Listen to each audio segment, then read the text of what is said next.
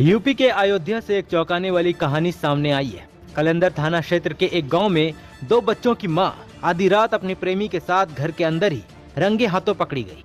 महिला का पति दुबई में नौकरी करता है और ससुर नागपुर में रहते हैं।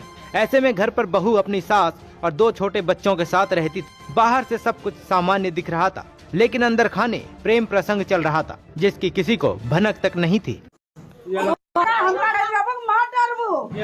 पहले मैं बताओ तू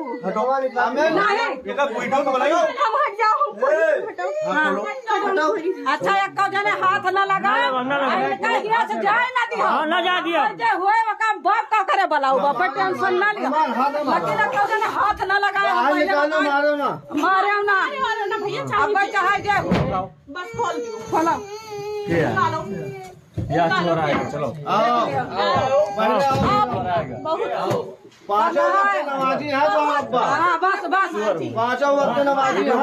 घटना वाले दिन आधी रात के बाद बहू के कमरे से खटर पटर और अजीब तरह के फुसफुसाहट की आवाजें सुनकर सास की नींद खुल गई।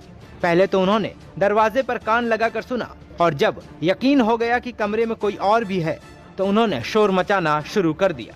सास के हल्ला मचाते ही आस पड़ोस के लोग घर पर जुट गए और सबने मिलकर बहू से कमरे का दरवाजा खुलवाने की जोरदार मांग की। माहौल तनावपूर्ण था। हर कोई जानना चाहता था कि आखिर अंदर क्या चल रहा है। जब कमरे की तलाशी ली गई और बेड को खिसकाकर देखा गया तो सबके होश उड़ गए। बेड के नीचे से 25 वर्षीय युवक यानी बहू का प्रेमी छिपा हुआ बरामद हुआ। उसे बाहर निकाला गया तो बहू शर्म से पानी पानी हो गई और मौके पर मौजूद ग्रामीणों के बीच तरह तरह के फुसफुसाहट और नाराजगी शुरू हो गई।